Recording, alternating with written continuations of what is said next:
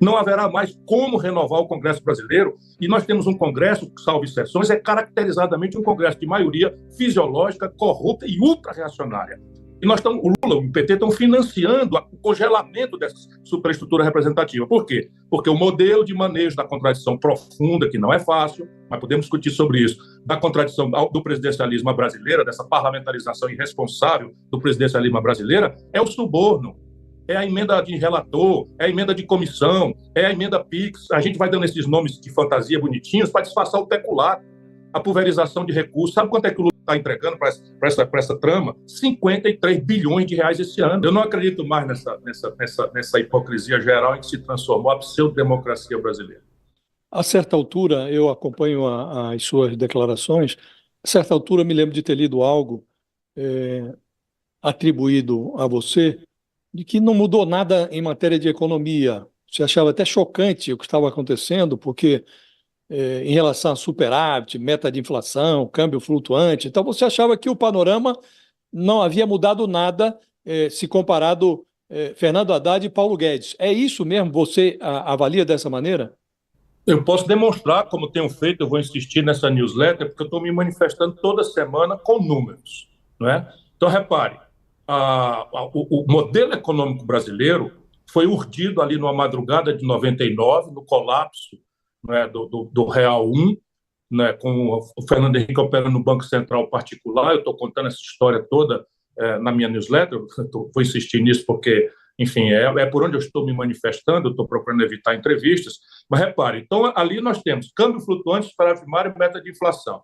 Na sequência foram introduzidos autonomia, eu acrescento criminosa, na forma como foi feito, do Banco Central, e política de paridade de preços internacionais da Petrobras. Essas 5 providências são rigorosamente o modelo econômico que Lula recebeu de Bolsonaro, que Bolsonaro recebeu de Temer, que Temer recebeu de Fernando Henrique, e por assim vai.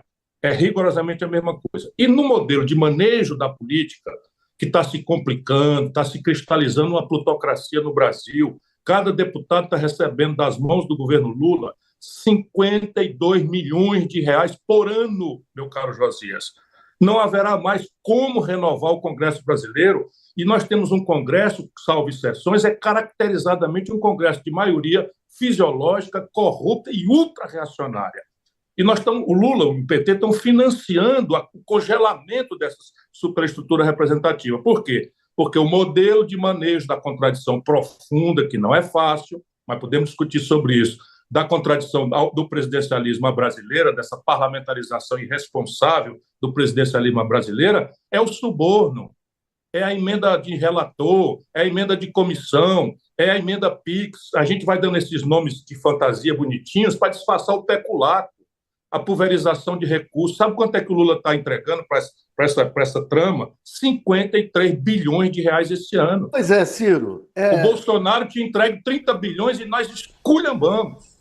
Pois é, e o Lula recebeu esse Congresso com esse formato e, se o senhor for candidato à presidência, vai receber também esse Congresso. Eu não sou mais candidato. Sem querer lhe interromper, já lhe interrompendo, para que eu possa ser o que eu sou, um influencer digital, uma pessoa que não vai ser nunca mais candidato? Nunca mais vai ser candidato a nada. Encerrou sua carreira? Não quero mais homenagear nenhum tipo de hipocrisia.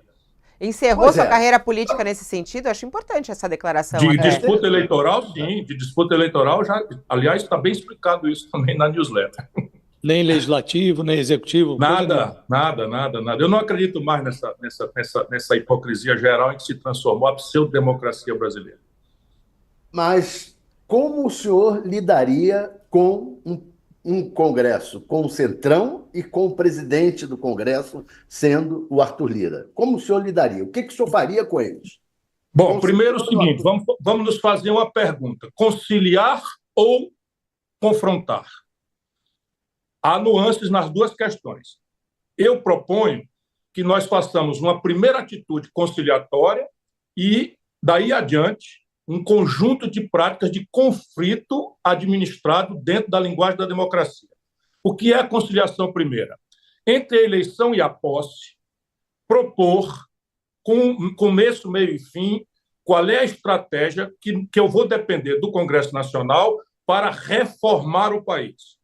Uma coisa é reformar o país, outra coisa é administrar o dia a dia do país. Para reformar o país, eu preciso trabalhar, muitas vezes, 3/5, o que é uma linguagem que o presidencialismo impõe, de não ser necessariamente aliciamento, nem medo de CPI, nem tramas eternas de reeleição a qualquer preço. Então, vamos lá, o que é que eu faria? Isso tudo Lula jogou fora, tá? Isso também eu escrevi na data, porque o tempo mágico e único, não replicável, para superar essa contradição se dá na posse do presidente. É uma energia máxima.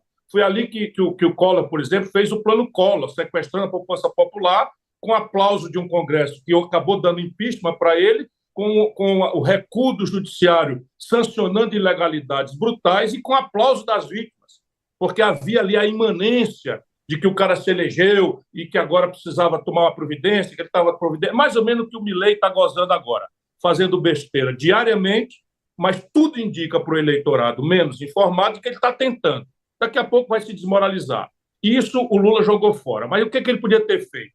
Chamado um grande pacto de governadores e prefeitos, restaurar o pacto federativo como? Botando na mesa a negociação da dívida dos estados e municípios em troca do apoio sistemático desse novo pacto federativo a um conjunto de reformas, de maneira que hoje de 10% a 13% da receita corrente de cada estado vai para a União Federal. E não está indo mais porque Minas vai ao Supremo e consegue uma liminar absurda e não paga. O São Paulo vai ao Supremo, pega uma liminar absurda e não paga. Essas liminares caem, o saldo não pago vai ser capitalizado para o fim, os estados que pagam são feitos de otário, etc, etc. Enfim, jogaram tudo isso fora. Isso já atenuaria muito fortemente essa distância entre um Congresso fisiológico, vítima do lobby, da manipulação. Em seguida, 6 meses de debate. Feito esse pacto, em que estaria, por exemplo, participação em ministério, tudo isso é normal. Uma política de emendas que seria diferente, por exemplo, no meu governo, hipotético, e como, vamos dizer, opinião sobre como resolver o problema, as emendas poderiam e deveriam ser liberadas mediante a obediência a 2 critérios. Primeiro, linhas de prioridade para impedir a dispersão. Então, esse ano, todas as emendas serão aceitas desde que vão ser aplicadas em educação pública. Ou todas vão ser desde que aplicadas em saúde pública. Ou todas vão ser desde que aplicadas em moradia popular e saneamento básico. E aí você elimina a dispersão. E, a partir daí, eu pego a tabela de preços unitários da Fundação Getúlio Vargas. Eu tenho muito detalhe disso, porque eu me preparei para isso, né, e continuo estudando o assunto. E estabeleceria, com base na internet, os preços unitários, de maneira que 1 quilômetro de estrada do Juscelino, ministro das Comunicações, lá na fazenda dele, não podia ser feito superfaturado e ele continuar ministro impunemente, como está aí ao Lula ensinando à juventude brasileira que política é isso mesmo, é conciliar com ladrão, o que não valeu por ladrões que planejaram roubar na importação de arroz. Mas e o Arthur Lira? E o Arthur Lira? Um pouquinho, eu estou falando a solução. Então, vamos lá, um pacto de governadores e prefeitos para colocá-los como mediadores. 6 meses de aprofundamento do debate para validar popularmente as providências que nós estamos fazendo e dar ocasião ao Arthur Lira ou o que você queira que ele represente, percebe? E, na sequência, vamos votar. Vamos votar com um artigozinho só, no conjunto de reformas orgânicas, uma casadinha com a outra, um artiguinho só que precisaria de maioria simples, que era uma autorização para os pontos onde houvesse, né, divergência insuperável nessa dinâmica de conciliação, mandar essa deliberação deste conflito, desse ponto conflituoso, à votação popular, plebiscitos e referendos. Pode botar o Lira, pode botar quem quiser, por aí a única chance do país resolver o problema. Agora, Ciro, você parte de um pressuposto que considera uma situação normal. Essa normalidade foi se convertendo numa espécie de emendocracia desde a Dilma Rousseff, quando o Eduardo Cunha começou a tornar obrigatórios os pagamentos das emendas. Primeiro as individuais, depois as de bancada, de tal sorte que hoje o grosso desses mais de 50 bilhões de reais em emendas que o governo libera na modalidade impositiva, né? O que eu lhe pergunto o que faria com que esses parlamentares que hoje encontraram nesse butim uma sobrevivência política muito fácil, sai o dinheiro do Ministério, vai lá para a sua base eleitoral, não tem nem que prestar contas. O que vai fazer um deputado, um parlamentar, um senador como esse se render a uma pressão hipotética de governador, de prefeito, depois desse pacto que você sugere? Olha, se eles estão com a mão no dinheiro, como fazer esse sistema, essa emendocracia refluir com a anuência dos parlamentares, que hoje estão praticamente, como você diz, é um parlamentarismo de fancaria, né? Olha, a inteligência da sua pergunta, Josias, traz a semente da resposta. Eu estou dizendo que o problema está se agravando diariamente por obra e graça do lulopetismo. Então, repare, isso não era assim. Eu fui ministro da Fazenda, eu fui ministro da Integração Nacional do Brasil. Isso não era assim, definitivamente. Está virando assim por esse conjunto de concessões desonestas, não é, que representam um grande estelionato do lulopetismo com a vida brasileira, agora projetando suas irresponsabilidades de conjuntura para o futuro. Pergunta: valeu a pena a Dilma ter conciliado com o Eduardo Cunha?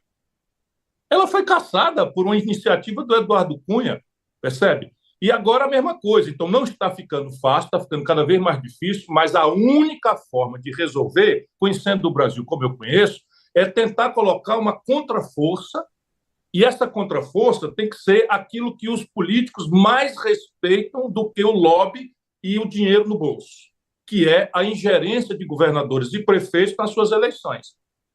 Então eu posso, e a única saída, não estou dizendo que é fácil, mas eu pego o seguinte, eu digo, olha, Ceará, o seu estado está lá mandando 13% da receita corrente líquida para a União todo mês. Então eu vou dizer o seguinte, nos próximos 4 anos do meu governo, se e somente se o Estado do Ceará vier com a sua maioria de 3/5 em favor dessa conjunto de providências aqui que eu estou tomando, vou reformar o sistema tributário, vou fazer a reforma fiscal que o país vai quebrar, não deixemos de falar sobre isso. Não deixemos hoje de falar sobre isso, porque tem um grande debate desorientando a sociedade brasileira. A questão fiscal brasileira é gravíssima, e não é de hoje. E não será resolvida por esse discurso, esse falso consenso que a plutocracia conseguiu que fosse unânime, sem contraste na publicidade, na grande mídia brasileira. Então, se o governador aderir, ele vai ser indenizado.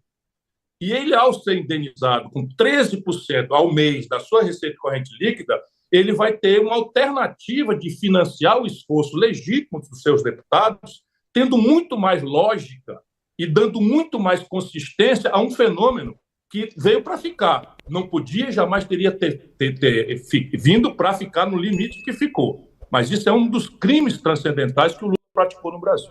Se você gostou do conteúdo, não se esqueça de deixar o seu like e se inscrever.